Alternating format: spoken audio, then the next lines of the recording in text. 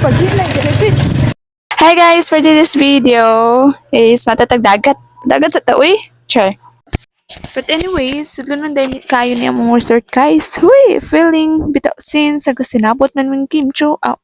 Maayo rasat kay wala man sa diri kasi, di ba? Char. Sulit din kaayo ang pag-anhi kay grabe ka taob jud. Lubog-lubog na siya pero so unahan na okay na tan-awan uy. Tinaw pa sa imong mata. Char lang. Bisag party ka init aw lugsong ta. Kay karon ra biya ta nga kapabor. Pila ra bay humor uy. Mula gud ta kariya dan lang dayon ba kay pati namang gyud ka init uy. Wala na ba tayo sunblock? Hindi na gud ta makita gabiyan ni ba? Aw. Unsay dugayan? Uy, uli na dayon ta uy. Makaingon na lang tag disaster kay nga gianan hadlok sa kayo. Then sa mutan ning driver na to nga murag daghan jud ang panit nga makusianan ni ba. Oh, joke. Bitaw ako na lang ni-insist nga mo drive uy. Kay para sure nga safe pa.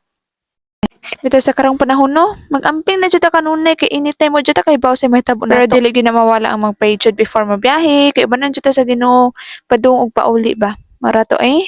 Bye. Love ya.